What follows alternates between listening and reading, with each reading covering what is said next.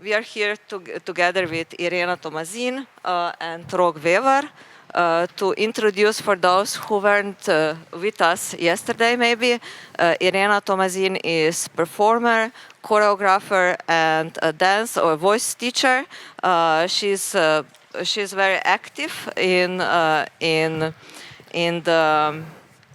the field of experimental improvised music and also movement theater, while Vevar is activist, dance activist actually. He's historian.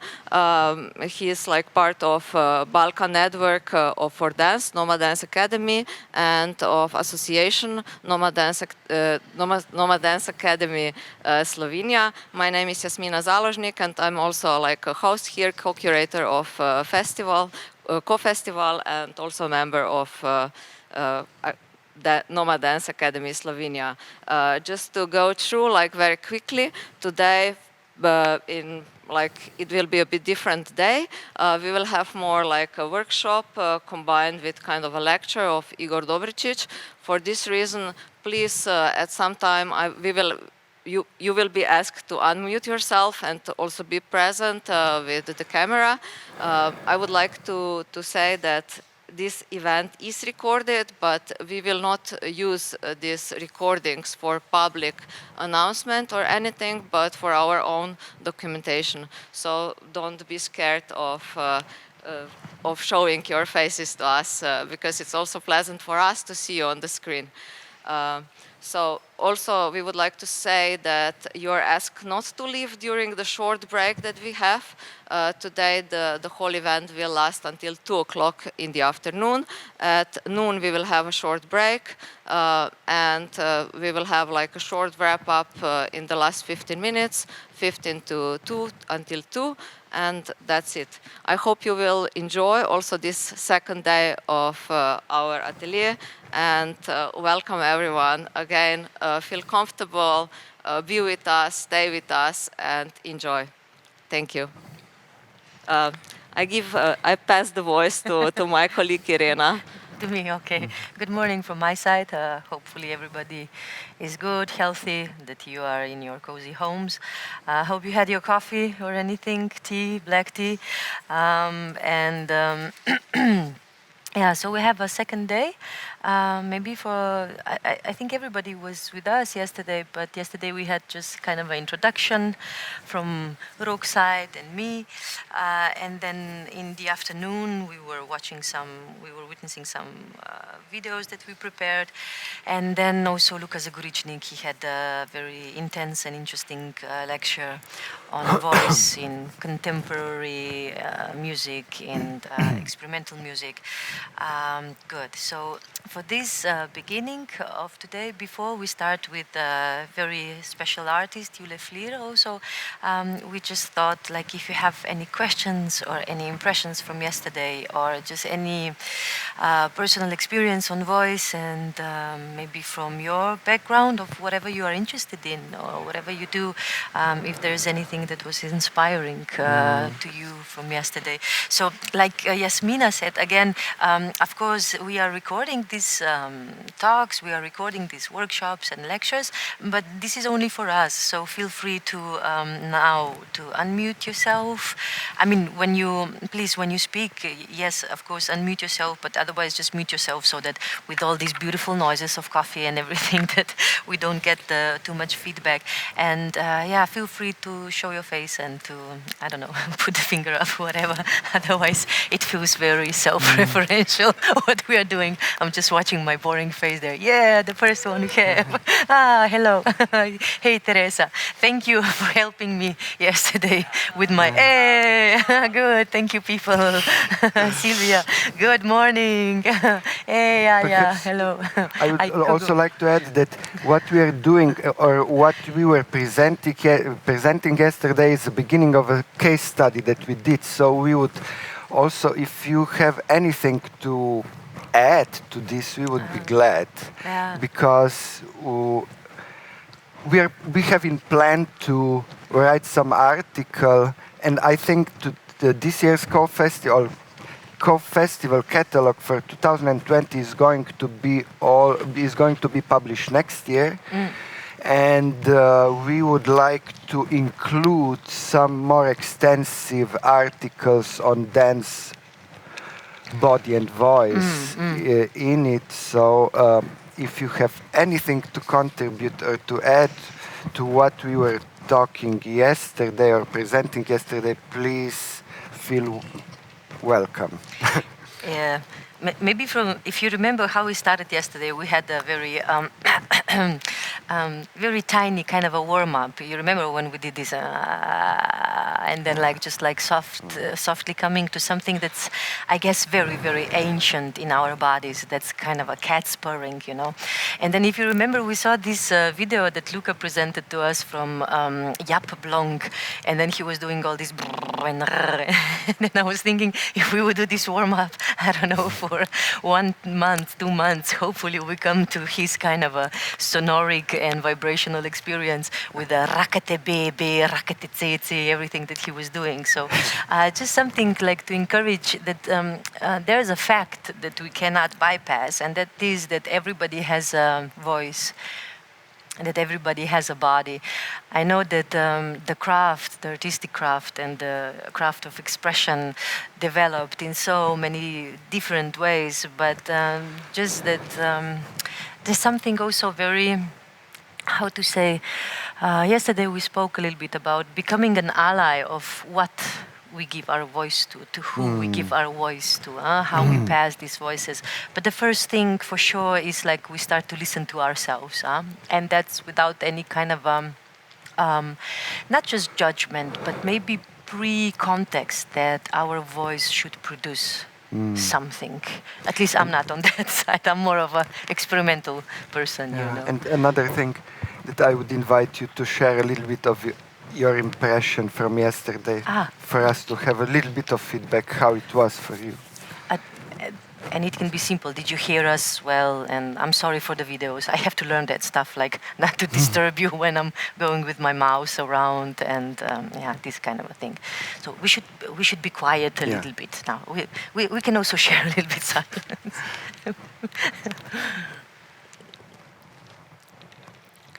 Okay, so is it okay? Do you hear me? Yeah. Hi. Yeah.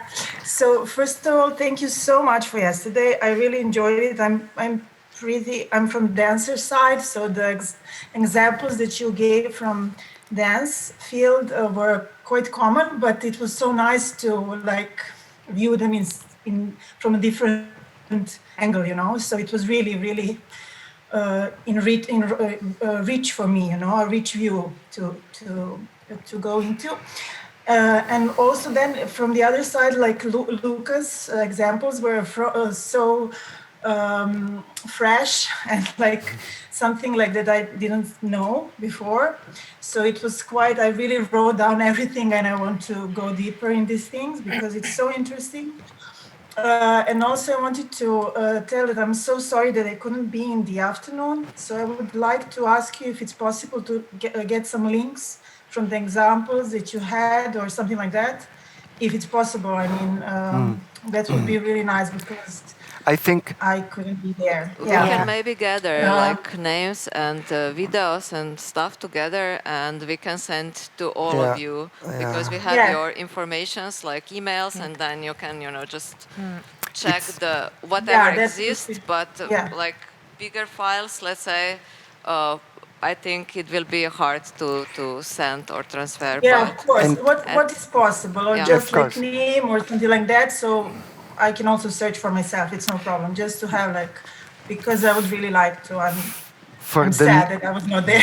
Maybe we can make also a bit longer list, so you have like additional information or additional examples that you can check by yourself later on. Yes, that would be really, really good. Like we can do also our research. It would be nice. The other thing that I wanted to say, it's more like a comment, is that just this realizing the intimacy of voice. For me, it's something really interesting. And also the part that you talked about, Irena, about how we actually don't know so much what is our voice or how it will articulate once it goes out. And I just recently, during Co-Festival, we work also in one group, like a research group. And we recorded some talks. I mean, it was the way of what we wanted to do. And one part is recording talks with people. Yeah. And I recorded some conversation with people that I already know, but it was so interesting because then I was listening these recordings all over again so many times and just facing this, my voice, hearing my voice, how it sounds. It was really surprising for me because actually I have some perception of it, but on the recording, it's something else. So this is really interesting. And then also hearing the voice of people that I actually know, but just hearing their voice without the face, without the body. It also opens something about this question about how voice is actually the most intimate somehow, you know. And it's really, I don't know, I felt really, I don't know, happy to have this little new view into this. So it's just more like a comment. It's, yeah. Yeah, thank you for sharing this. But it's a very important thing that actually shows us what listening is. For sure, when we hear ourselves on the recordings, it's our voice that comes from outside. And when we talk, the way that I hear my own voice, it's completely different than when it's from recording. But why? Listening is not just like really from ears, but the whole body listens. And it's not like something, oh, it sounds very nice. It's physical. It's physical. It's like the body vibrates and then you receive your own vibration. And then when I hear myself from a speaker, the vibration lags. Of course, I can put some bass into it or whatever, but that's a completely different reality. So that's also this kind of a mismatch with our own voice when we hear it from the recording. And I know so much. It's like a person that first when I hear myself from the outside, I'm going like, wow, this is completely fake. It's not fake. It's fake in my own way of how I hear things, you know, because I receive myself like very physically. Again, I speak about physical reality. It's very much different. And that's why, it's all this kind of a judgment, at least in my case, comes that, oh, that's not me. Why am I pretending? But it is me, how I'm heard from outside. And that's just this kind of I could go with the philosophy with that, but still, thank you so much for sharing. But this fragileness, I think it's courage is needed when the fragileness is there. Huh? So, like when we, again, yesterday we mentioned a little bit, if we can not just follow this hierarchy and authority of the knowledge of something that we should know, but that we can have that peacefulness and that openness and that receptiveness with the things that we don't know. That's the main call, I think, of ethics. And, I just wanted to add, we are going to, of course, share the materials with you, but for the legal perspective, we have to say that we are going to share it only for the studying purposes. Internally, we have to kind of make clear. Yeah. But we have all the list of all the links and all the people, and also from Luca. But actually, all the things that we shared yesterday with you, they are from YouTube. So we will send you links. The constant Prince of Grotowski is not. Yeah. So this is okay. Not good. Dobro. We'll send you as much as we can. Yeah. Eto, we still have some time if anybody else has any comment or feel free.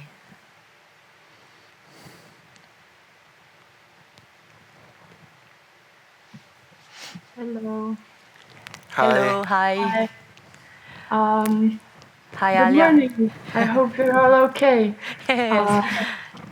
First of all, I wanted to say also thank you for yesterday. It was really, really interesting and like, very various things I saw and I never saw before. It was nice, but I have a little question here. Could you maybe just write down in the chat the book that you were mentioning from Pascal?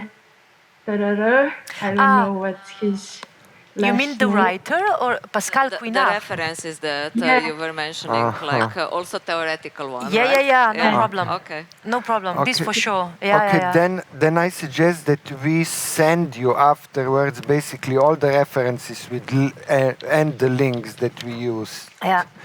so that you have a corpus of things that we mentioned. Yeah.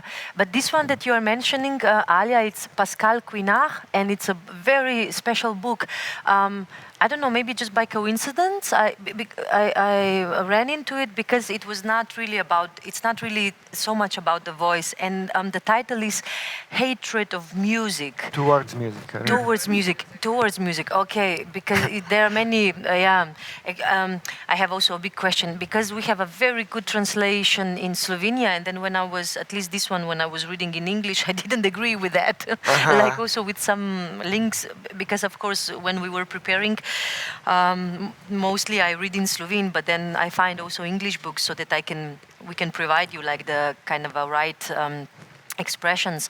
For instance, there was a very beautiful sentence that in Slovenian it says that music protects from sounds, that music is something how it's composed that would kind of save us from sounds, like from something that's like very raw or something, Disturbing. Yeah, disturbing. And that was so interesting for the debate that we had about then sounds and voices that we ourselves have and how we want to make voice immediately as something that produces sense, logic, that it's in a realm of logos, of speaking, or if it's not in logos, then it's in aesthetic.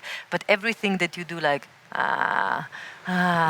it's too intimate. It's almost like, don't do that in public space, or even it's just, like with your own. So I was thinking maybe some, like really how we protect with music and then also with the dance, when we spoke so much about all this choreography, that all this, what it came later also with experimenting, with improvising in the dance, those people had to work so much to make that as a vocabulary.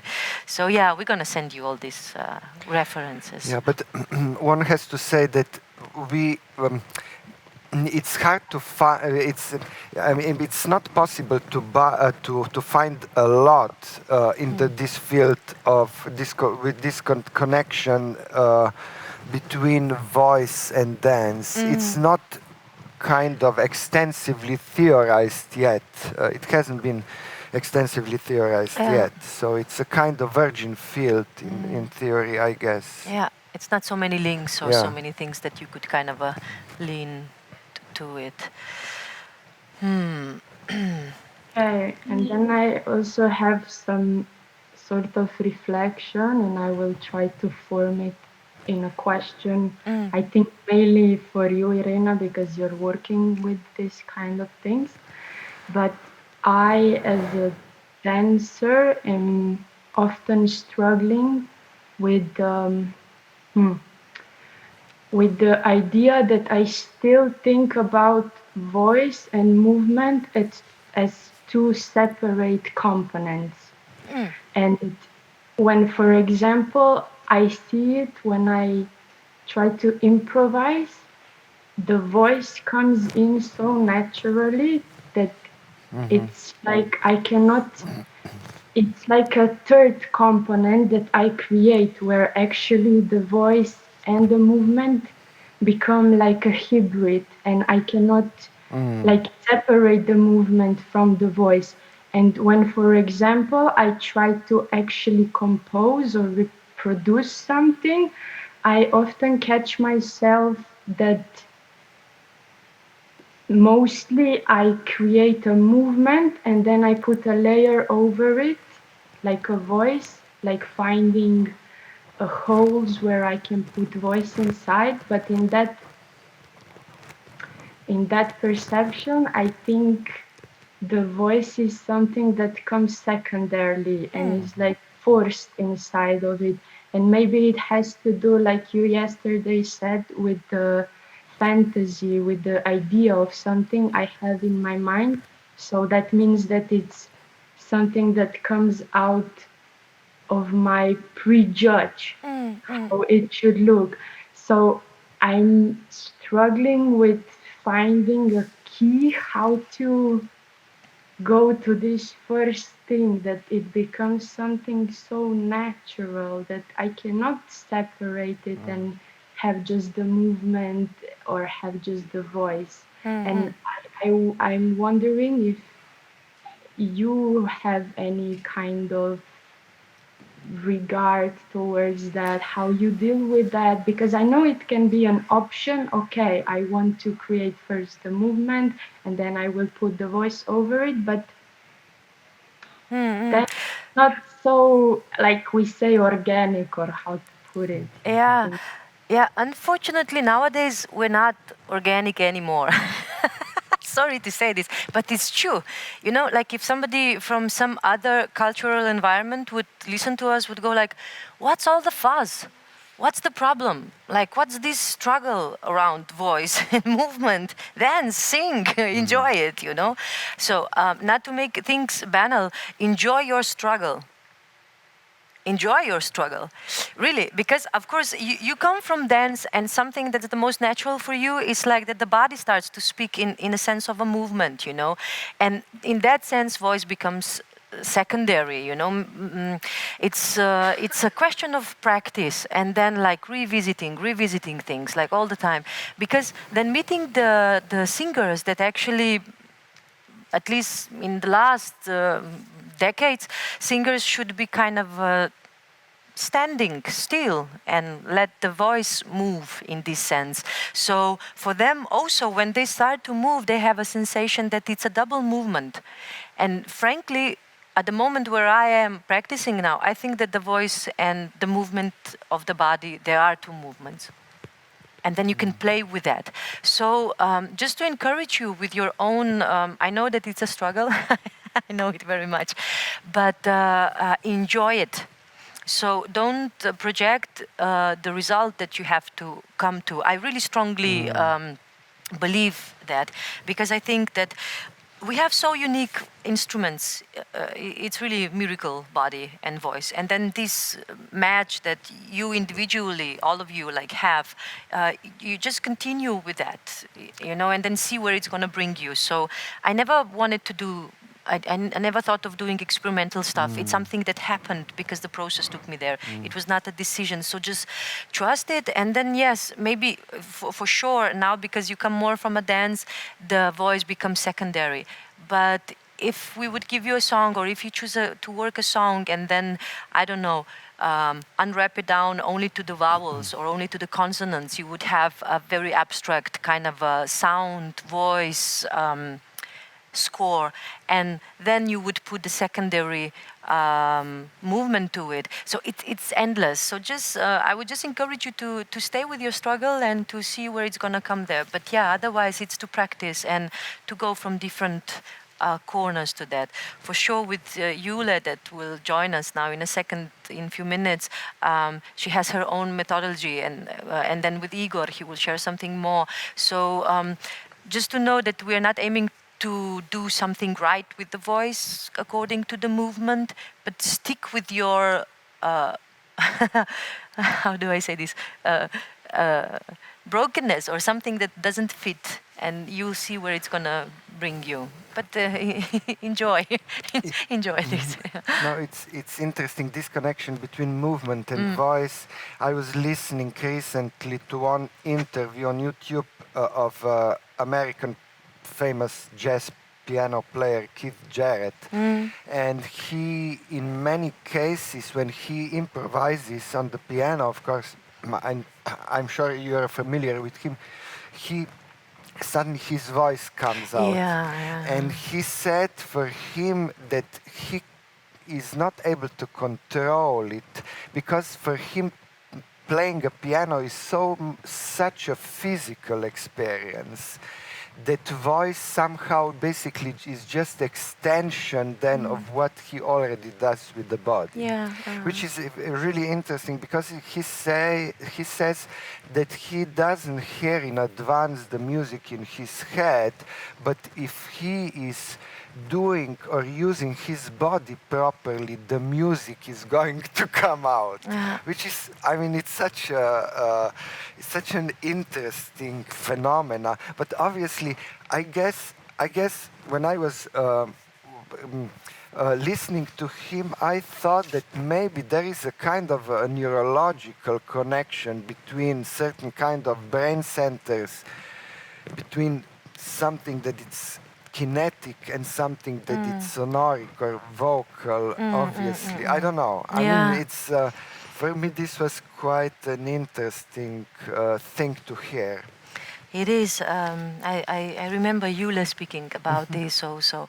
So maybe if you agree, people, we just slowly pass to the Jule Flierl, to her workshop, and then for sure, like comments that you have, just kind of keep them somewhere. We can continue then. For sure, we will continue with this debate. So, Jule, are you there? Hey, hey, so nice to see you. Let's check if we can hear you also. Jule, you can hear us, Anne? Okay, yeah, I hear you. Thank you, everybody, for putting on your camera. It would be... if we think that in this time of not physical meeting, but of meetings online, we are usually reduced to the portrait version of ourselves, and what stays is vocal communication. But also, if I look at you and you look at me, I'm basically switching on my social engagement system. I'm reading you. We are reading each other. We are staying engaged. We really have to see that the face and the voice engages us in staying in, yes, this is actually a social situation. So it might also support your own attention, focus, engagement. Yeah. So, Jule. Okay, Irena, I start, or? Yeah, I just say a few words about you. Okay. So I know that everybody have read. Hopefully, like what a great, what a very interesting and great artist you are. So I had a chance to meet you in 2012 in a very intense project that we were engaged with other dancers and the voicers, let's say, and we worked for 3 months in the dark space with Jule in the project called This Variation from Tino Segal, where everybody was challenged a lot how to work with the movement and voice at the same time. And Jule, if you remember, we were cracking up also, like it was a very intense, a very beautiful project, and I think nobody really knew what we are going into. Then having a lack of light, we were working in the darkness. But I remember this, so it was, for 3 months each day, performing for 5 hours, working with voice and movement, that in that time, at least for me, was also that the voice and the movement are really something separated. They are almost two same movements. So Jule, you were already working with voice at that time. You can tell us then also about your methodologies and ways how you approach to your voice. I know that you are also an actor. Of course, you are also a dancer. Then you continued with your intense research between the dance, between the voice, and Jule, you are very interested in how what we hear doesn't really match to what we see and vice versa. So it's something that can go opposite also very much. You are hosting, you are producing this series from Breath to Matter in Berlin, where you're hosting very interesting artists, like being a little bit on the edge or outside of the frame of what you are doing. And yesterday, people, if you remember, Luca gave an example of Alvin Lucier sitting in a room, and Antonia Baehr was making this performance.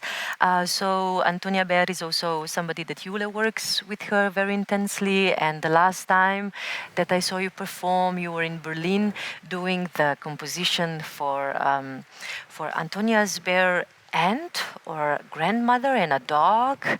So just So it's called My Dog is My Piano, and okay. it's the mother of Antonia talking to the dog and the dog talking to the mother. Yes, So this was for a this. musical score. Yes, this was really amazing. So people, you see how you can get inspired from your own mother's dogs, old piano. So, and this is just a little bit of what you, Jule, do a lot, and I'm really happy. I'm really honored, like that we have you here and that you can share some things with us. So yeah, thank you for this disposé. That actually, though that we are distant and though that we are just watching ourselves in this kind of a portrait frame, but we are still here to socialize. So I will shut up now. And Jule, you have us. You have us. We are here. And let us Okay, know if you so will need something. Yeah, let yes. us know if you will need something like from. Okay. So this is a very, very short format. I think I want to talk about a bit like what dance has to do with voice work and how through our diverse dance backgrounds, we might also find a very specific entrance into voicing that might be different to how an actor would approach it, or a singer. So how can it be a continuation of dance practice and not an extra thing? Because we know, okay, so it's the body, and there's this body in our body, the larynx, the producer of voice. And Irena just talked about this project we were part of. What I think my main intention for today is just to say that the difference between how we work with our voice or how we are used to work with our body, like we can get inspired by dance practice, but vocalizing is not the same as sports, basically, yeah? I can decide to move my arm, and I move my arm, but if I put too much willpower in vocalizing, often it just shrinks, or it doesn't want anymore, or I lose my voice, or I had too much ambition. I had too much, like, I want to be loud, I want to be strong, and then it's just maybe closing and all my voice is gone. So the voice is basically, or let's say the larynx, as part of the whole vocal apparatus, is responding rather to inspiration than to the idea of work. Yeah. So if I work too hard, like I'm doing my push-ups, I'm doing my floor work, I'm really energetic and so on. That might work with our bigger body, but because the larynx, we can't control it. If it is controlled, it might work against us. How can we inspire the voice? Okay. And also I want to make an emphasis on the difference between the larynx and the articulation apparatus. So that's what we're going to do.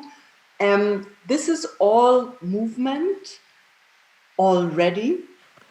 Yeah, it's audible movement, invisible movement, but it's audible. It is physical.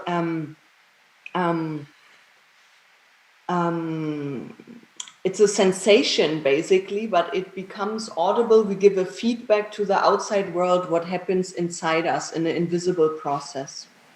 So as a beginning, I would say let's go for humming. I think we all have our mics off, or you all have your mics off. I will keep it on and talk to you, and you can just continue doing what you're doing. Yeah, so humming, we have the lips very softly closed, but really close them, and just go for a moment of humming in the pitch that you want.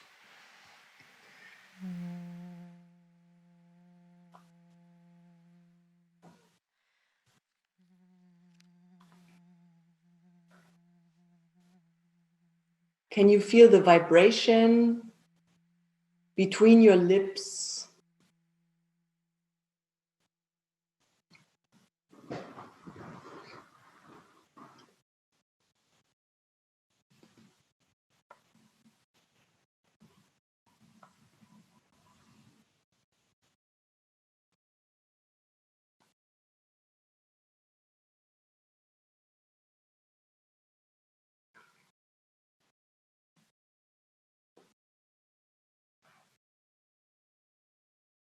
And you can take your hands and just, where do you feel the vibration? You can just like, where is it? Just continue humming and give yourself a sign. Oh, I feel it here.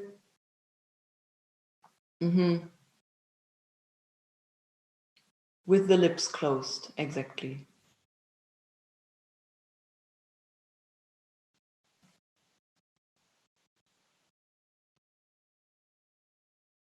Can your fingertips receive vibration?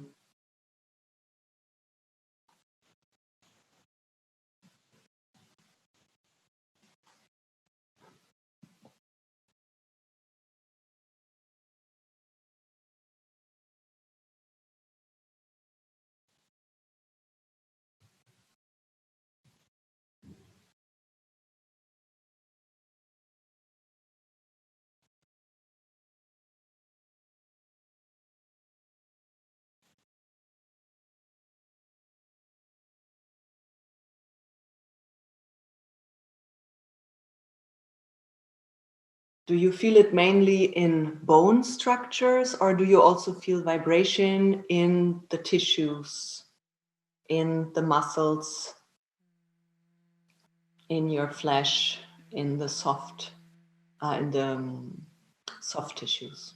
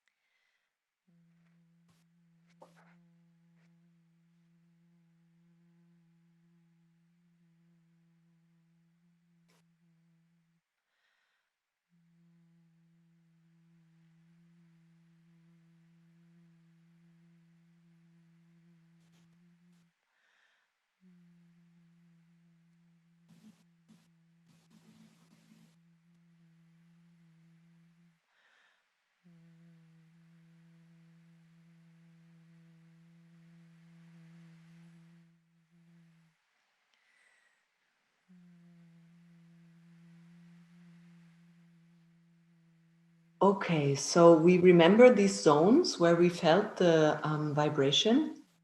I would propose that the Kino Shishka people please turn off your sound. Okay. Thank you.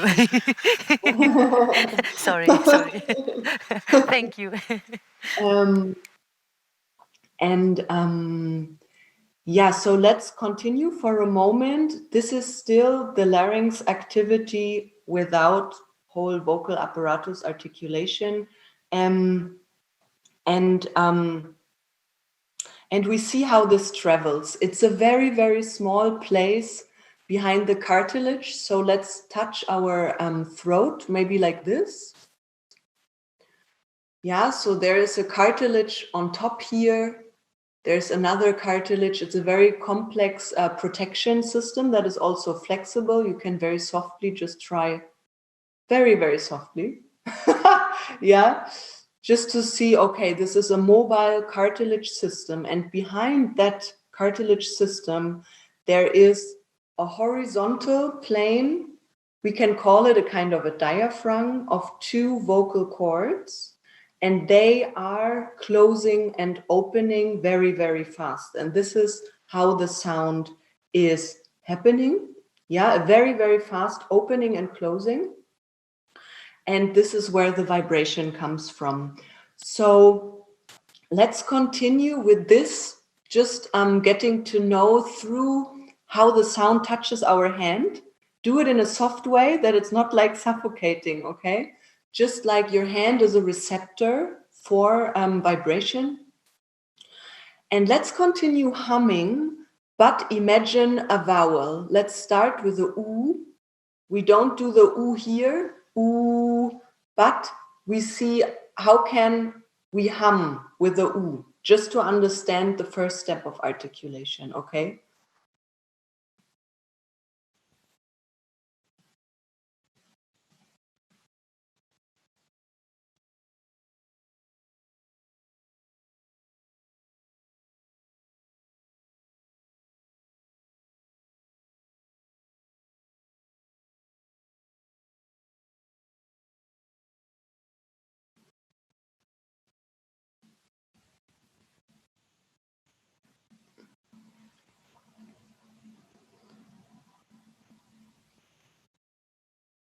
What are the micro movements of the tongue?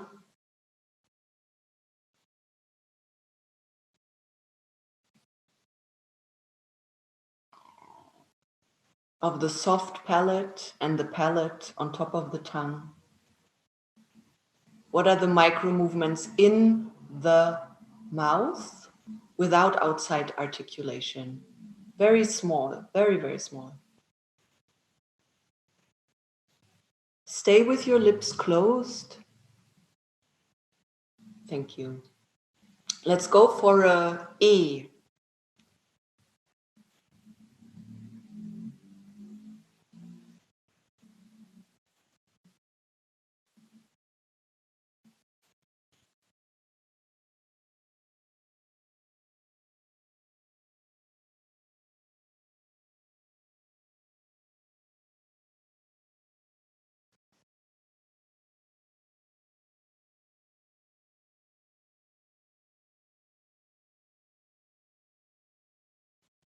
For a E, let's go for a E. What organization is happening? You don't do it, you just imagine a E. How is your body organizing around that?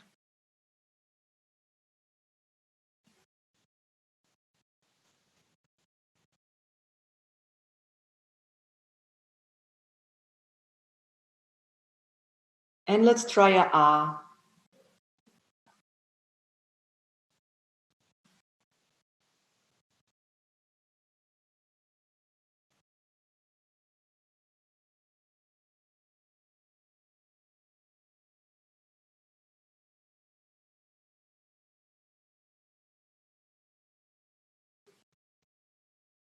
And a O as the last one. O.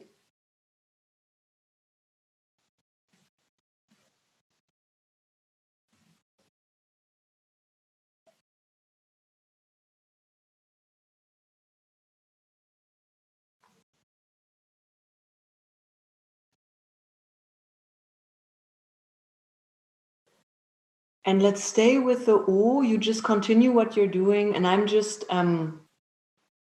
we have this O humming, and we can open and close our mouth. Yeah? Let's see what happens with that. We stay with the O, and we go from closing to opening to closing the mouth.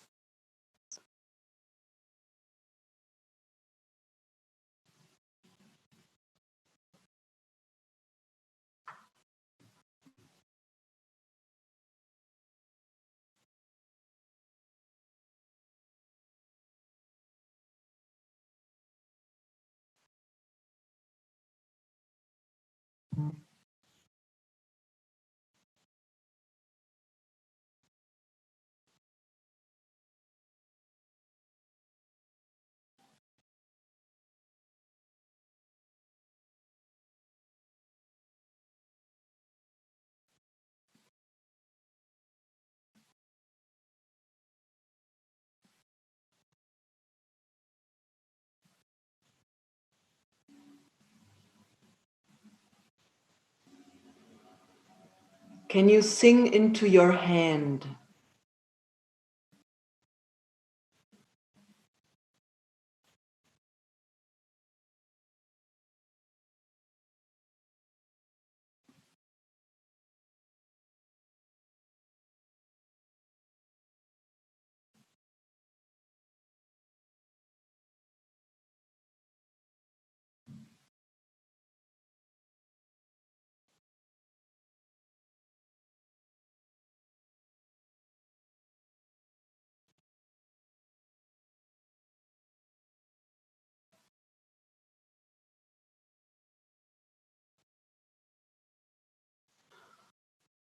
Okay. Yes. Let's leave it here for a first step. Does anybody have a comment or an impression that they want to share about this? Yeah,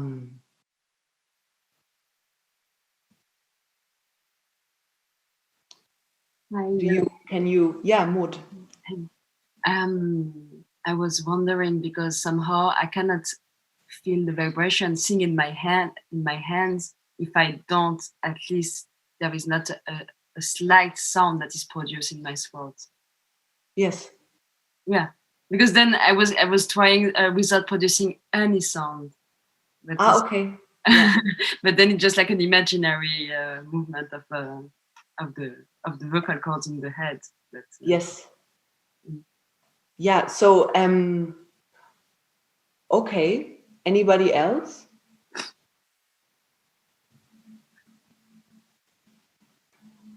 Because I don't hear you, because we work with mics off at the moment, just to make clear, what we just did was humming into opening the mouth, humming as a sound with closed lips and opening the mouth, just to understand the difference. I think there was Daniela, you wanted to say something? Yes. Yes. You need to unmute yourself.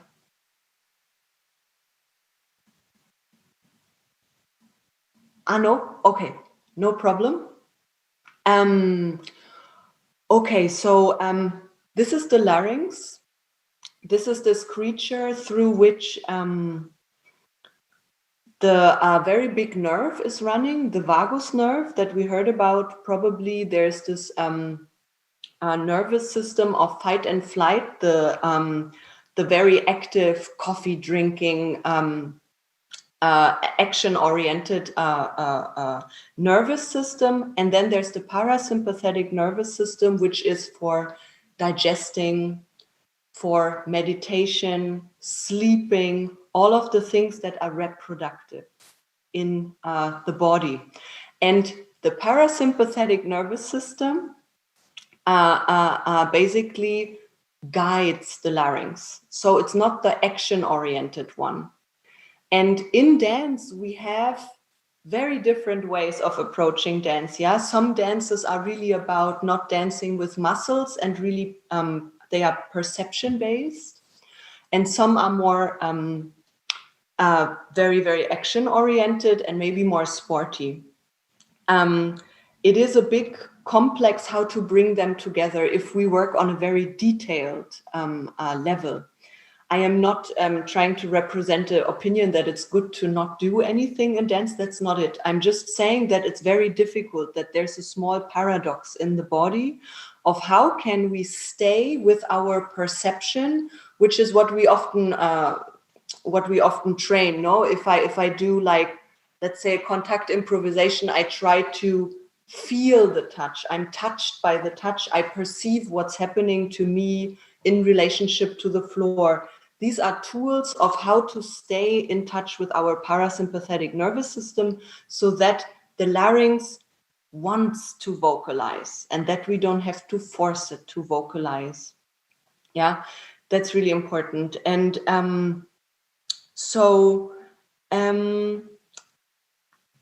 I think what is really important to talk about also is that the larynx is not the first function of the larynx is not to vocalize, it's actually to swallow.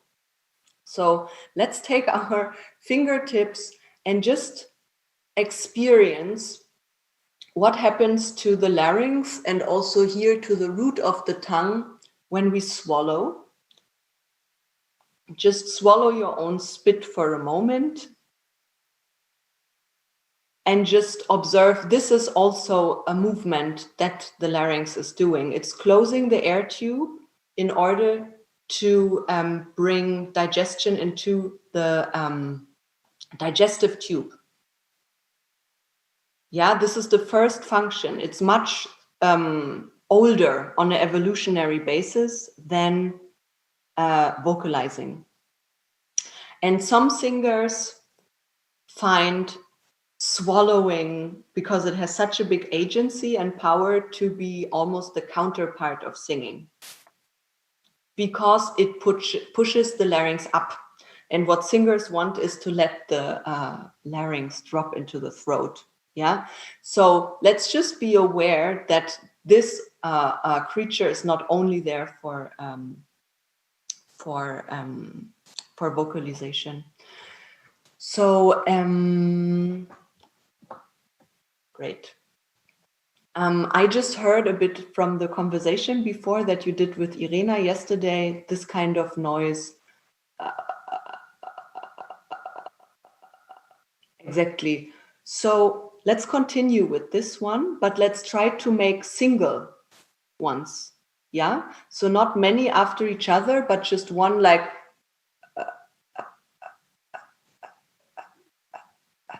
try this. What we feel here is an individual touch of the vocal cords.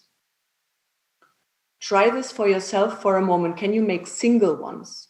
Just to get a sensation, a feeling for a perception of your vocal cords, a very, very small layer in your body.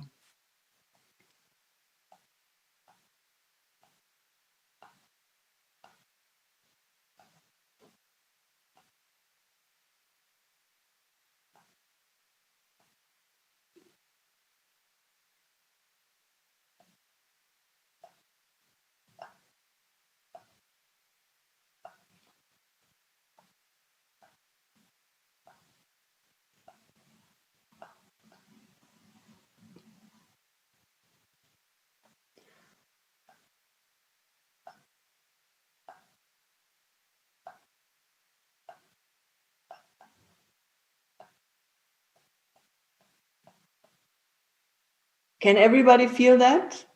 Yeah? Okay, cool. So this is the very tiny magic place where everything is happening. And this is where we are producing our sound. So we can imagine the vocal cords as they are muscles. And around these muscles, there's a soft tissue. Soft tissue is the texture that we have in our whole mouth. Also in our vaginas, if we have vaginas. So all of these very sensitive skin at the inside of the body. Let's take our tongue for a moment in the inside of the mouth and just let's touch with our tongue the inside of our mouth. And just think about, okay, so this is soft tissue. There's a lot of receptors there for touch, for taste. It's a very sensual space, the mouth space, the inside mouth space. And what we're doing now is like we're touching ourselves. Maybe we kiss our own mouth with our own tongue. Can we be touched by this? Can we not just do it mechanically? Can we really feel the sensation? Can this be something that can be a tool for us melting into this activity?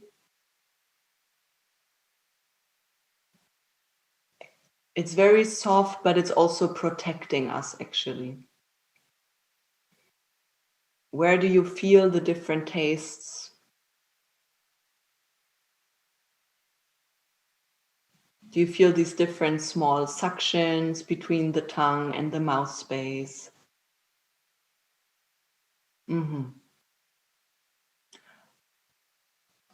So this is our soft tissue, in German Schleimhaut, in French muqueuse. And if we vocalize from here, we can imagine that the texture around the vocal cords is like this. It's very wet and very, very fine and very soft and delicate.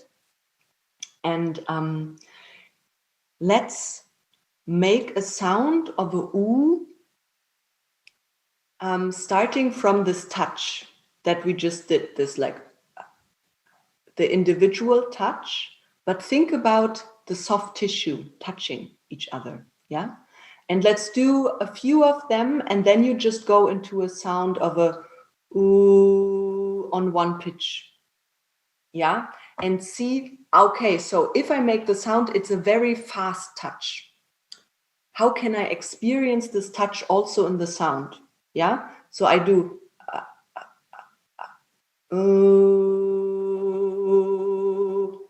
it's still touching. Let's find the continuity between these two for yourself on U.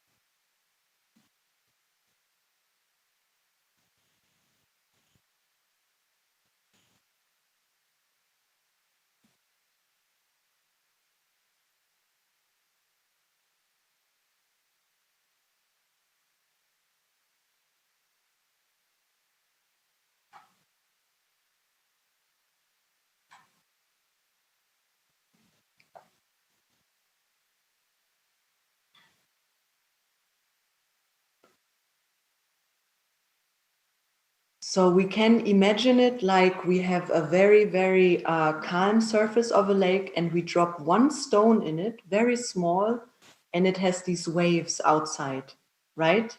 So we have here an initiation, and you can follow where does the resonance travel. We have bone structure, we have the tissue structures, yeah. Are you yeah? Do you feel the vibration? This is like a yes and no question. Okay, great. And I would propose that we continue a bit with the O, and in case you feel a bit tired or your body state changes a bit, that's the parasympathetic nervous system. That's why in many practices people do things like chanting, yeah, to calm down the nervous system. We might read it as fatigue, but actually it's just that the nervous system is in a more relaxed state. The larynx really likes that state, even though we in our overachievement societies often read it as something negative. So I invite you to read that as something very, very good, where your body is open to self-regulate its processes, yeah? Whereas in a state of ambition, that is not happening so much. Yeah, so this is why chanting in yoga, for example, this is what it's for. And a long suspended exhalation with this vibration is really also a tool whenever you feel anxiety at the moment in this Corona crisis. There's so much of this going on. Singing is such a great tool for this. Singing as bringing yourself into a certain state also, yeah? So really use this also as a tool in its simplicity. It doesn't have to be a song. It can also be that. Yeah, sound as just a phenomenon. I'm just, yes, great. We are rushing a bit through this now because it's only 1 hour. Yeah, it's really nice to do this for a really long time, just so you know. I would propose to stay a bit with this region just to have a bigger experience with this. We inhale and we exhale. So let's see if we can make this oo sound on an inhalation. Yeah, so we just did ooh, and now can we do ooh? Can you produce a sound on the inhalation? Can you feel this region that is touching? Is there still vibration? How can you do that?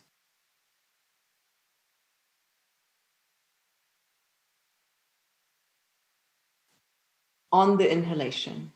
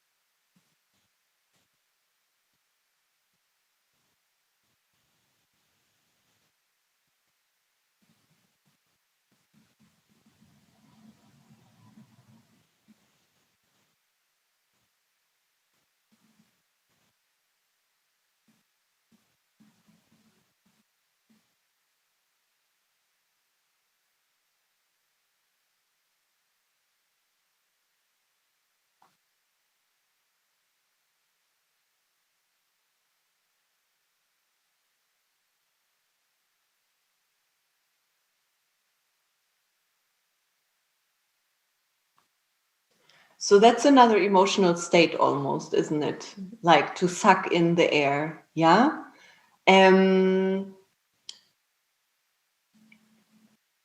If we think about this very small threshold through which the air is going and which is vibrating, it can go into both ways. What is interesting about the inhalatory sound, of course, there are some languages that have inhalatory sounds, by the way. Not all languages are only on exhalation. So there are some languages that are like, whoop, you know, that you just would like have these expressions on the inhalation. And what can we learn from this inhalatory sound for the exhalatory usual articulation? Let's do them alternating. And let's start with the inhalatory sound. And then while you exhale the next sound, think it still goes inside.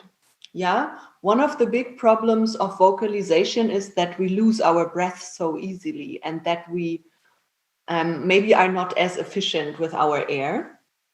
So let's think. I go in the inhalatory sound, and as I go into an exhalatory sound, I still think it's going inside of me. I want that it goes inside of my body. Yeah? Let's try that.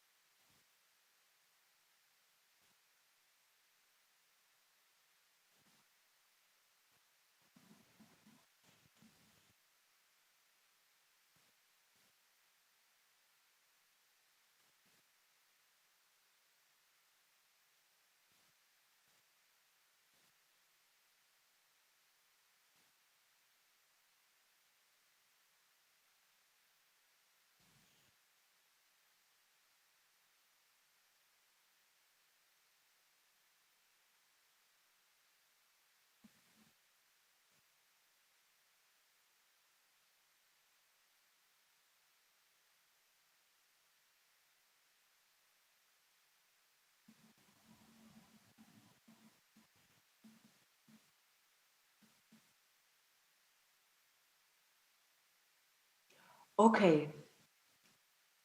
Yeah, does anybody have some feedback about how it feels? Does it change something for the exhalation? If you combine both of them, does it change something in how you perceive this region? It's a little bit. It's a little bit harder when you do it on the lower pitch. If you go up, it's for me. It has kind of the inhale and exhale has this kind of same quality, much more than if I do it on the lower pitch. I don't know. Why is that? No, it's if we imagine the vocal cords a bit like a violin with the strings, we know that on the lower pitches, the tension of the chords is slightly lower. So they close in a different way than when the chords are more tense when they are in a high pitch. Okay. You know? So it makes absolute sense that higher pitches and lower pitches feel different. They are on a physical level a different phenomenon. Yeah. But of course, our goal is to experiment between them and always think, how can they learn from each other? Yeah. How can the low pitch not be complete collapse of the vocal cords or something? Okay. Like this? Yeah. Okay. Any other comments about this? Jule, Yeah. I have one. Like now, when we go continuously in and then out, I sense, and maybe this is normal when I go in, that there's a kind of this mucus, or after a while I had to do this, and I don't know. Maybe it's just my projection. I have a sensation. Maybe it's not one side of the vocal folds and the other, but I feel that that they have like different kind of a moist, that I get drier when I go like,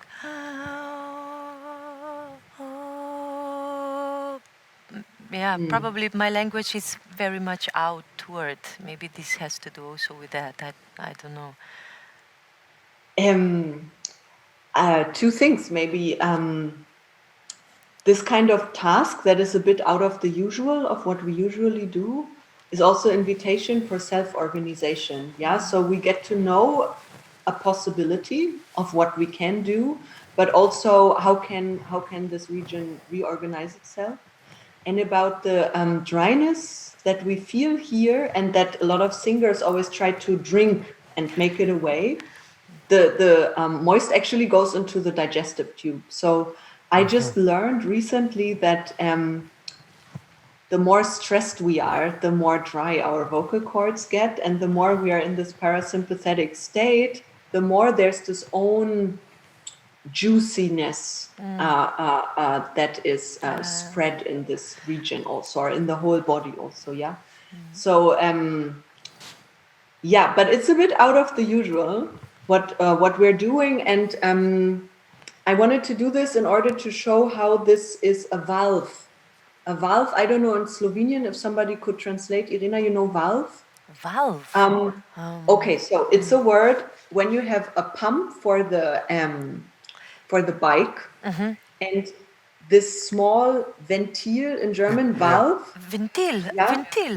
Ah, you say ventil also Yes. in Slovenian. Perfect, okay. So if we think about this larynx as a double valve, it goes in both directions. Yeah? Super. That's how we can think about it. And it can be used for pressure release. There's like, you can talk a lot about this, and it has a lot to do with action-oriented dance or perceptive-driven dance. Wow. Both of them are really differently having an effect on the voice and our breathing and on the possibility of vibration. Yeah. So, oh yes, Teresa, please. Yes. I wanted to say, when I also think my language is very much out. So when I tried to go in, I think it was the first time in my life that I was trying. It was a little bit like suffocating, and then with the loop going in and out, it started to be a bit more okay. But I still feel that there's this sensation of it stresses somehow. I feel stressed to make the sound. So how could I relax or allow this state that you are telling to? So let's be soft with ourselves. Yeah, whenever we do this is not an easy thing, but for me it is a really nice exercise to show something about the anatomy, just to really experience the anatomy of what is happening here, because we often jump too quickly into and then dance and then movement and then song and then language and so on. So we now really reduce our focus very small. That it feels like suffocating is for many people like this. How can we find vibration? How can it still feel like a sound? What we did when we were touching the larynx, how can it still be that? But on a nervous system point of view, basically, in a prolonged inhalation, it signals our body to run to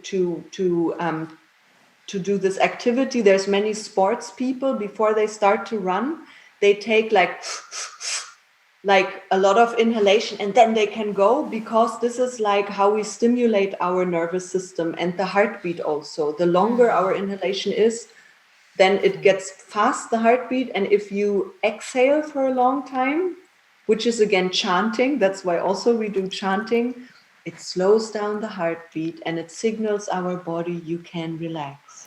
That's why it's so nice to sigh or to yawn. You know, only this is signaling something to our body. So we basically, by deciding how we use our voice, we stimulate deeper physical functions that even have to do with hormones, heartbeat, you know. with all of that. It's a network of different body functions. So it's totally, many people experience it like that. Yeah. But yeah, it's the exercise. And yeah, so we have, okay. Yeah, in fact, I felt that in the inwards, but when I was then going out, there was so much more strength in the voice. So I relate to what you are saying somehow. Yeah. Yeah, it's good to know both of the ways. And one of the game changer in this exercise is that in classical singing and in theater, we always want to penetrate the space with our air and sound. I want to hit outside and I play towards the outside.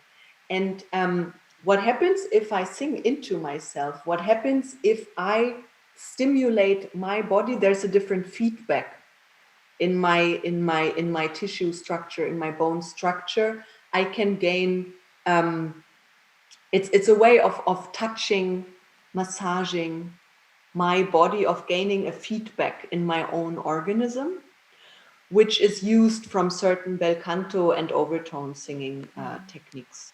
I am working with a technique that is called Lichtenberger method. It's from central Germany, a very small, very dedicated school to the larynx, just to give some overview. But I try to translate dance practice and vocal practice to each other. And as a last thing, I would like us to make an experiment.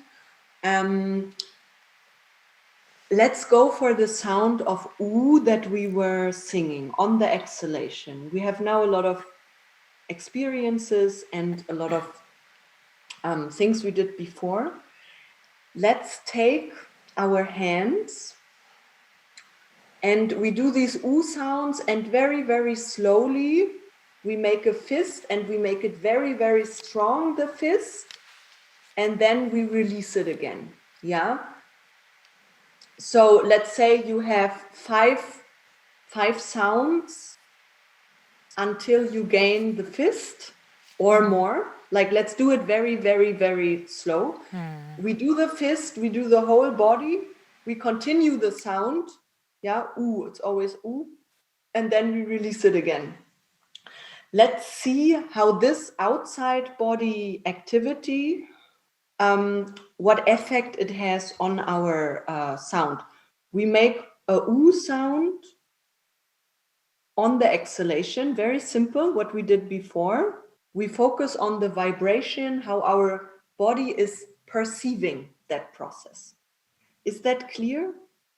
Yeah? Okay, so let's do that. No, it's not clear. Please ask a question. Yeah. Hi. Yes, hey. Yeah, so just on exhalation. Yes, only on exhalation. Now we're back in the world of exhalation sounds.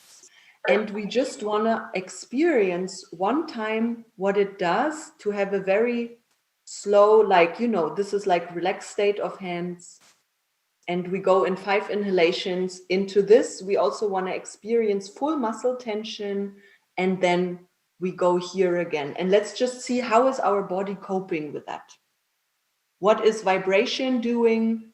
Let's be really honest. We don't need to say, oh, this is bad and this is the good state. Let's be curious, a bit like scientists with our own body. What is happening in this process? Okay? Let's do this a few times. Okay.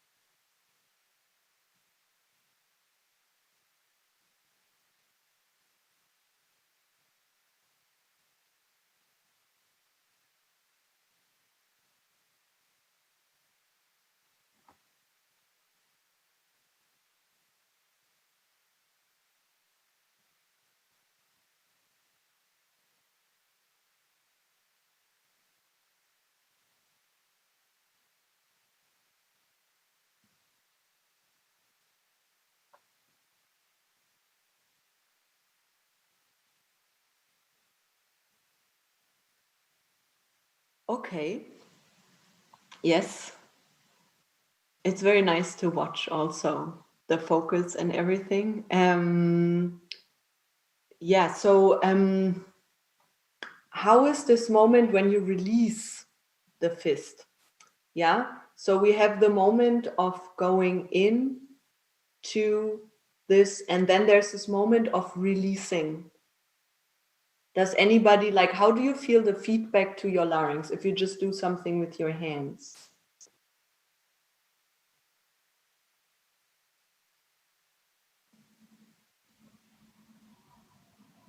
I think you have to unmute yourself.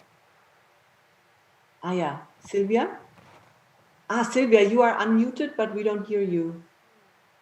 That's strange. Oh, that's really a pity, actually. We ask for comments and you can't comment. That's terrible. I'm sorry. Yeah. Okay, we're really depending on our technical devices.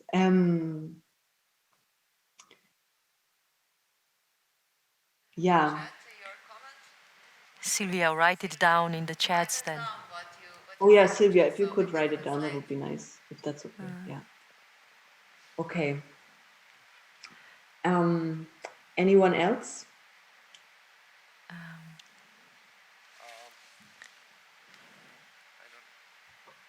Oh, wait, Bojana wanted to say something?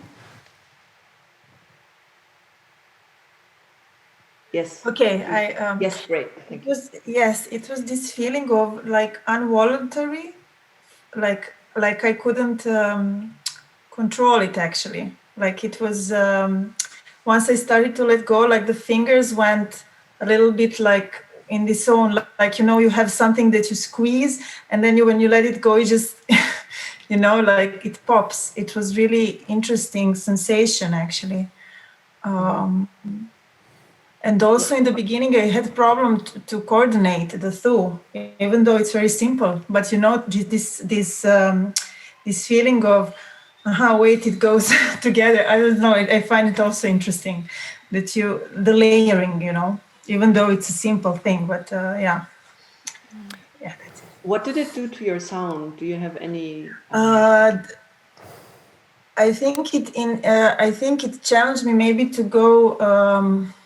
A little bit more with the escalation. So like because the moment I had the feeling that it helped the sound to be longer. I don't know, to prolong it. Like I had a longer outcome. Somehow. This was the feeling. Like the body helped to go further somehow. In my case, basically, it changed from U to O when I went a little bit, when I squeezed the hands, basically it changed a little bit from U to O. I don't know, I don't know.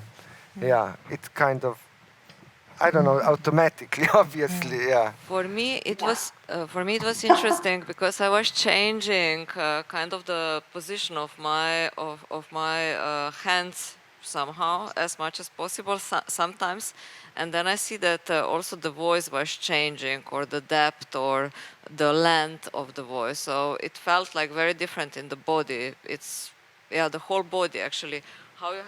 What is the position of your body when you're moving, and what the voice is produced with it somehow. So if you do like this, for example, like this, it's already a different sound or different feeling and length or structure even of this oo than from this, when you're like really going inside somehow. I don't know. Yeah. Yes, please. Yeah, for me, when the tension was rising, the pitch was rising as well, like ooh. And then when I got more relaxed, then I had more flexibility, like I could change the pitch or I could choose, but here I couldn't. It was really tense. And the struggle that I had with all these exercises was that the feeling here, the strongest sensation I have here. And also when I'm doing something unusual, I get really tense here. And this is an unknown land. So I really had to consciously focus to discover what I was feeling actually in this region, because here was very strong, very clear, but here not. I'm not used to feel this. Did you work with low pitches? Chest No, voice? but I think maybe my voice is like that. But yes, your speaking voice is definitely chest voice. Yeah, okay. Yeah. So these are my impressions. Thank you. What is interesting about what you just said and what Rock also said is that by doing this exercise, something totally different also is happening. So for Rock, there's a different vowel happening. Even though actually, if we really separate it, like what we do here is really, we look at the very small details. We do here, we do the pitch and the vibration, and the articulation is happening a bit more above. And what we said also with the vocal cords is, the tension is less in deep sounds, and then the tension is much higher of the vocal cords in the higher pitches. Can we think that the hands are basically a symbol for we stimulate our voice? So what we do with the rest of the body is a stimulus, which is different to manipulation, So I can manipulate myself,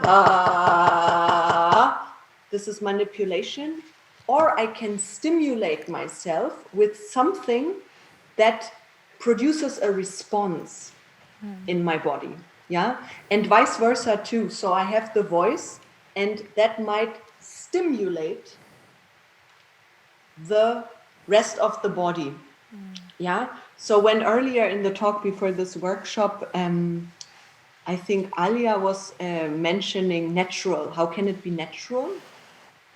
It's a really it's a super valid concern. Can we think about how we can inspire through different processes? Can we inspire the voice by giving sensations, or by deciding on how I work with my body?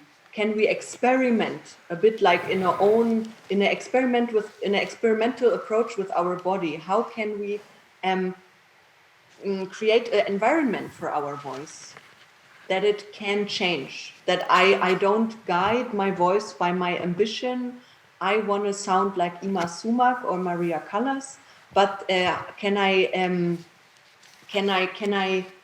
be interested in what's actually happening if I do this? If I do this, can I be in a laboratory with my own functioning?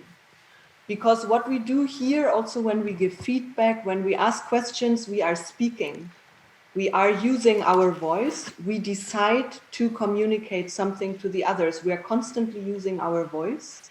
And can this physical practice basically also empower us to be more present in our scene, in our environment, in our artistic practice of articulating what we want to do, but also on a broader field? I'm in a community gathering. All of the opinions that have been articulated, I completely agree. I also need to say something.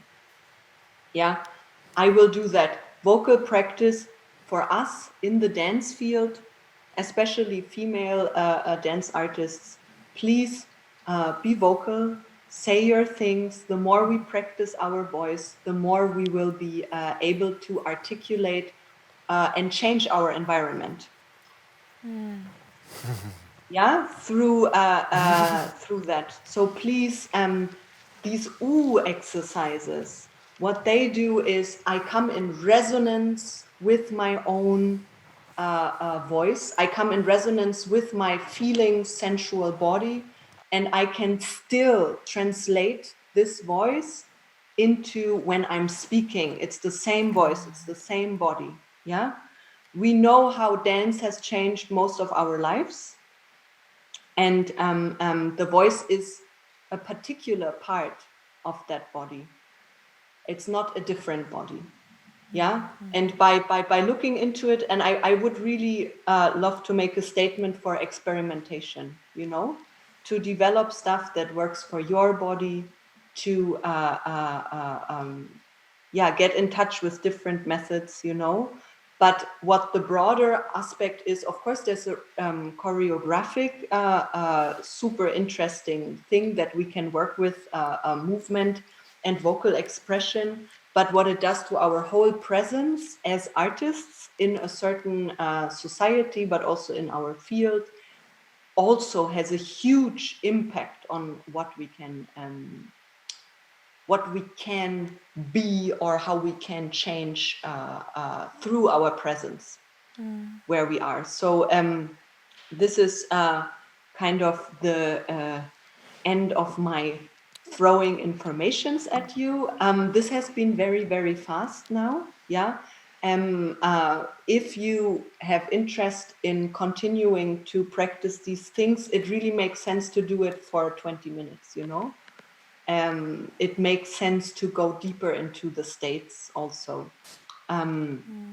So I would like to invite you with your own questions that you have with your work or with these exercises or things that come to your mind, to have a final conversation, with the same voices that just did a lot of different sounds. Yeah. And I hope your microphones are working. That's really a weird situation if your microphone.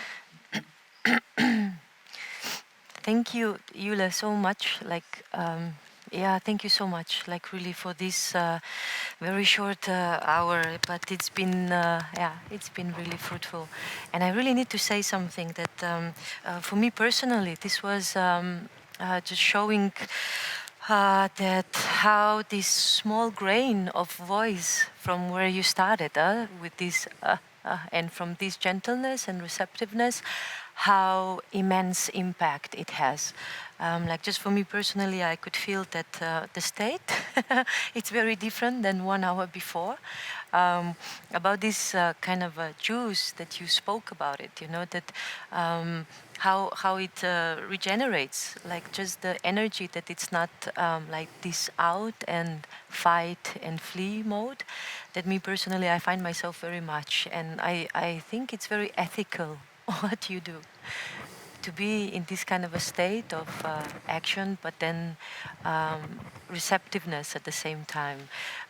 Yesterday when we watched a few examples, and again, it was very nice how you said it's not about giving opinions, what's right or what's not, but I'm just witnessing how much the world has changed in the last decades, that maybe people 40 years ago had to give another action to the body and to the voice.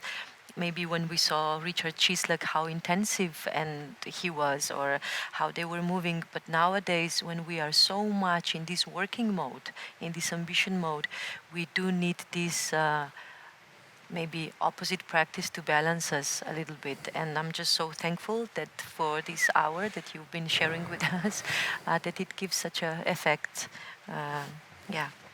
Just thank you. That's what I had to say now. Thank you. Yeah, I mean, you are all here for a certain reason in this festival. So maybe you are yourself doing experiment, like what Alja was talking about before this workshop. Does anybody have anything that you would like to share about your own path or your own questions?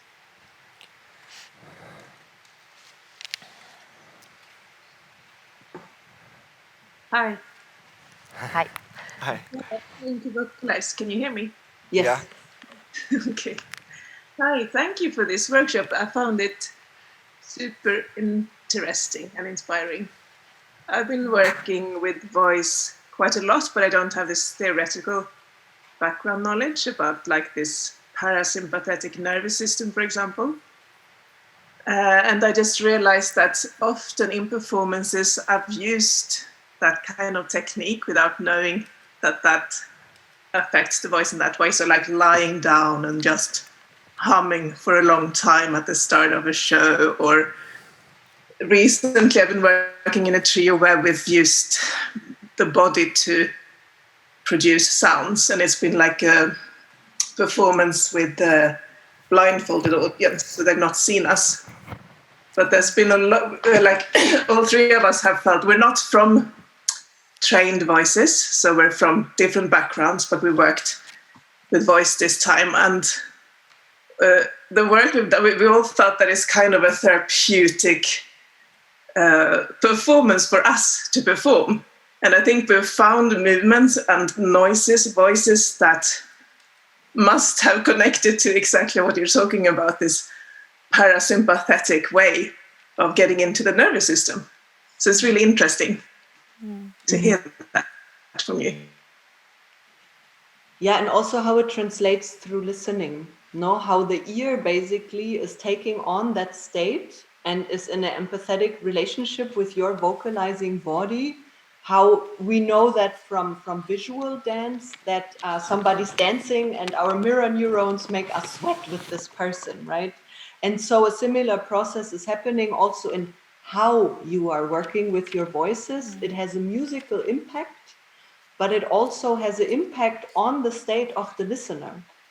So there is really something that can sometimes be also perceived as either super violent, which I have also experienced often, but also something where if you are searching for something in your body that is touching you, it might really deeply touch the other people, which is why music, vocal music, can be such a transformative thing.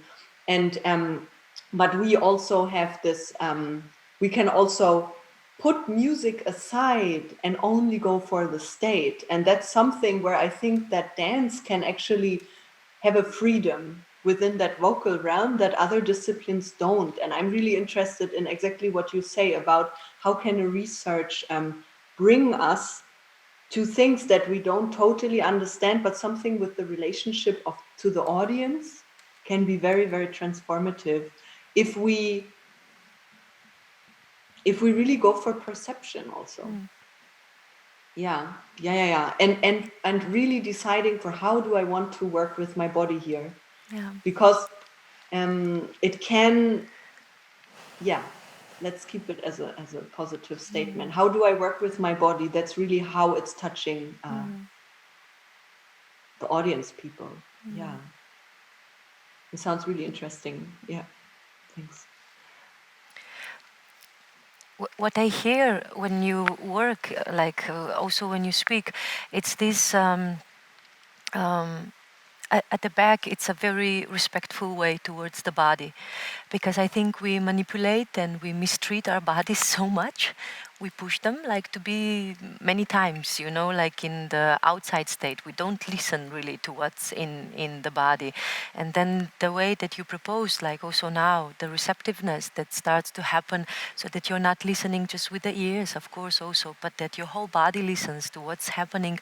I think it's maybe the way that can save us, from this, or from burning out, or from having also certain kind of damages, or sometimes people have broken voices with pushing too much, or we know as a dancers, how many injuries we had. And it's interesting that then when you kind of achieve this perception that you are a receptor of yourself instead of doing something. This is very precious for me. At the age of 41, I'm going to be 42 soon. Like, I know how many times I dropped down from tiredness also, but still doing something that I love, but then still, okay, maybe I'm trying too hard. I can receive what I'm doing, and that's this alchemy that I hear what you propose, that has a deep ethical values behind it. Yeah, so this is maybe really interesting for dance, because in dance we often we are the overachievement job basically of this planet, and we are the perfectionists. And on a visual level, it's really nice when people do these ultra extreme things. We really enjoy that, and it's so nice. And then the moment we add voice to it, yeah, and we also want to vocalize, we add a musical level, and it can be extremely violent to hear these voices. I have experienced this in certain performances where I realized that the musical realm through the ear, there's a different responsibility. We might reject something with our ears that if we only see it, we might love it. We might find it amazing. Yeah. And we can perceive that also with certain physical practices. What voices do they produce? It's a very challenging for dancers. It really questions also on a deeper level, how do we work with our body? Because when we are told in ballet or in yoga lessons, please relax your jaw, you know, it's super hard. We do push-ups. We're like, you know, relax your jaw. The whole voice realm in dance questions us in a much deeper way, which I think is very good for dance.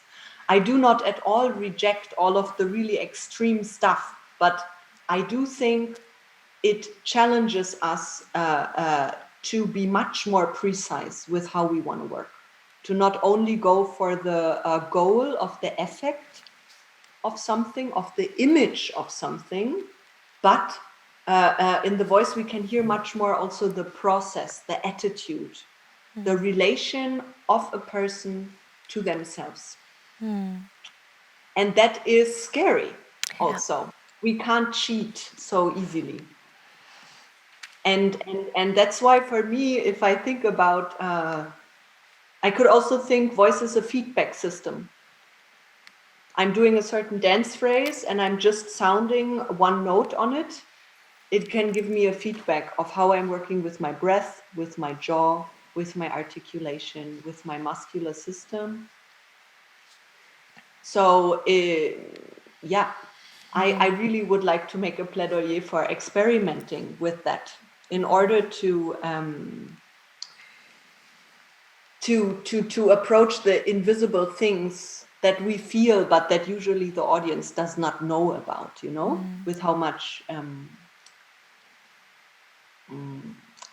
with maybe we can change our entrance point into exactly the same thing. Well, I would just like to read what Sylvia wrote to everyone.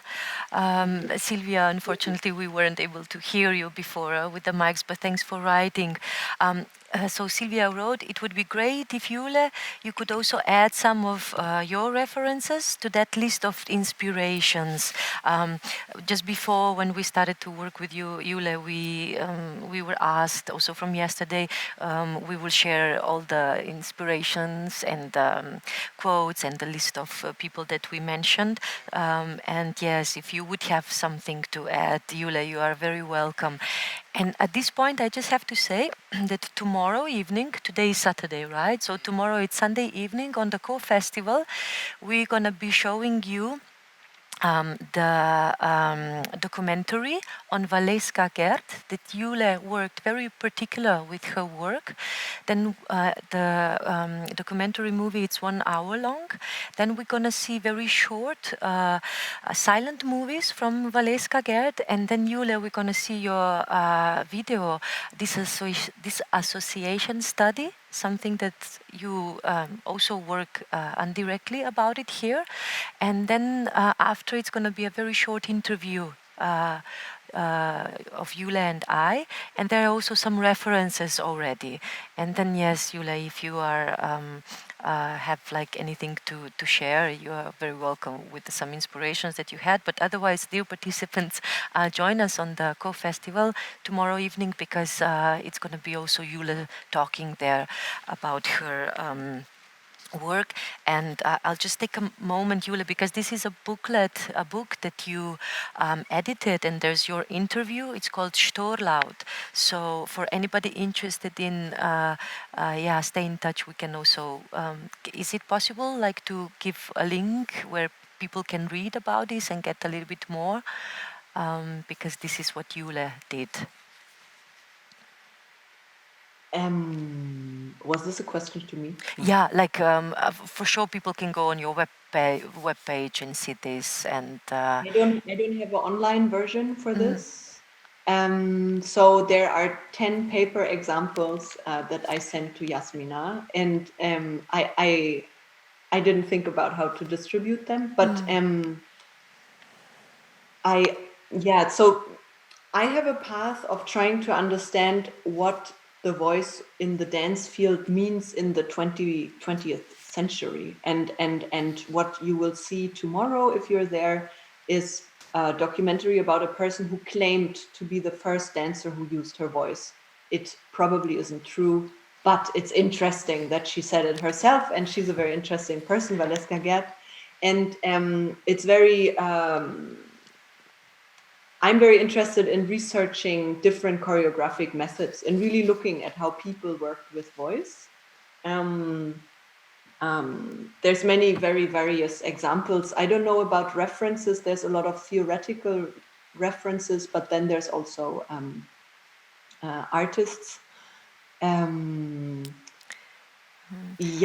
I'm at the moment more interested in is the contemporary scene. There's a lot of people who have really interesting work right now with voice. There's many fine artists, many new music people, many people from performance art and dance that I find super interesting. And I can drop some names right now if you want. Okay. I'm from Berlin, so my perception is also very reduced, I have to say. Yeah, it's a very local thing that I will say now. So of course there's Antonia Baehr, who's a really amazing performance artist who has a very amazing work about animals and human sounds, but also vocal reflexes like laughing. She was working a lot with alba emoting, the breathing method, alba emoting. There's a super interesting work from Esther Salomon, which is called Tales of the Bodiless, that I think has a very interesting relationship to voice and presence of a physical body and non-presence. There has been a graduate from Amsterdam who is called Sumi Yang. She did a piece about screaming and silence, which I love. I also love how people activate silence as a part of voice dance. There's a Polish artist who lives in Berlin, Zorka Wolny. She's a fine artist who works with site-specific choirs, semi-professional people she invites to vocalize with her in certain spaces. And I also really admire her. There's different tries from people. For example, Romanian artist who also lives in Berlin, Madalina Dan, who worked with Agata Zinyaska. They did a piece about crying. There's a musical score that goes into crying. Then Miriam von Inschot, for example, who lives in Brussels. She's a very interesting artist because she comes from dance dramaturgy, actually, from theory. And she refused theoretical language, authoritarian theory discourse relations. And she now only does sound poetry and vocal art. So she really emptied her voice out of all of the smart information, and she really goes for texture of voice. Her work is very, very interesting, and she's very dedicated to things like yodeling or the yuyu, which is an Arabic kind of yodeling. She's a super interesting artist. I could go on and on. So these are some of my favorite people. Of course, there's I mean, it's a bit strange to mention a piece that I'm involved in, but there's a piece from Max Stewart that is called Celestial Sorrow. I'm performing in it too, and it was just very interesting how Max Stewart went for the voice and how she approaches it, because many people are vocalizing and talking in her pieces, and this was the piece where she really was researching the voice as a spirit. It's interesting because to go through the lens of a choreographer that we know for really intense movement, for me from the inside was very challenging, I have to say, but very, very interesting. So this is another thing where she doesn't go for the easy stuff. Yeah, where it became very transformative also for the whole group. Yeah. Wow. Thank you. Thank you, Jule, so much. Yeah. And just for everybody else in the chat, you got the information from Mitja Brauhar, because he's organizer of a co-festival. So you have a Facebook event, and then a link to the event that I was just speaking about tomorrow, where we're going to see Valeska Gert, and then the interview with Jule Flierl. And then Sylvia, you sent us one book. Thank you so much. And then another Facebook event. So yeah, Jule, thank you for these inspirations. And it's just something I have to add. Also yesterday when we were doing the sharing the examples.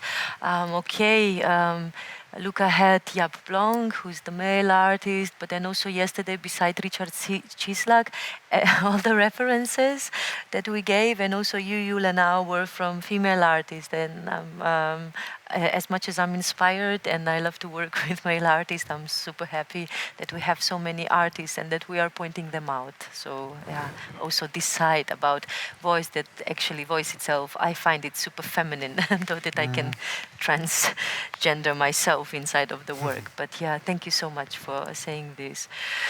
Good. Maybe as a last thing, yeah. Can I just say a last thing, just because you point out the whole female artists and voice and dance art. Of course, the presence of female voices in the public sphere is much more new. We are really used since centuries that history is written by male voices, political speeches are held by male voices. So the female voice has still a slightly different position in public discourse, in public representation, and so on. So in my research, I find it very interesting how many of the voice artists I'm interested in are actually really interested in also questioning the authority of discourse, questioning language as the only a really valid form of voice. And there is something to a different presence. For example, there's when Trump was elected in the US, a reporter came to Yoko Ono and asked her, "How do you feel? Trump just became president." And then Yoko Ono screamed for 3 minutes, and that was her interview. She was screaming for 3 minutes. And then I went to a talk with Laurie Anderson, and Laurie Anderson picked up that practice from Yoko Ono and let the whole audience scream for 3 minutes about everything they want to. So, you know, this is different than affirming your own position in society by reproducing certain knowledge. This is a different register of voice, and yeah, wow. There's something about female artists and voice where I think just in terms of positioning themselves in a whole public discourse, there's a slightly different register. Yeah. Thank you for this, because we have to take back the scream from being hysterical. Also, it's something that in philosophy, this logos that is so male somehow, you know, it's something that's inside of it, that yes, the hysteria is power, how it was the female power, how it was perceptive. This is very good, Jule, how you ended it up. I love it. Good. Look, so thank you so much again for this very short workshop, and your sharings is very precious. So now by the schedule we have a pause, like 15 minutes. 15 minutes break. Yeah.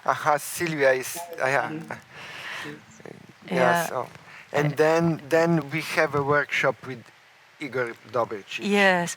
So please stay with us. You can just mute yourself or not, but otherwise keep your. It's beautiful to see you, people. It's really nice to see you.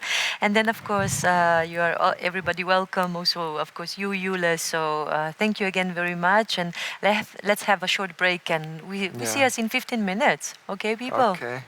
Dobro. Thank you, Jule.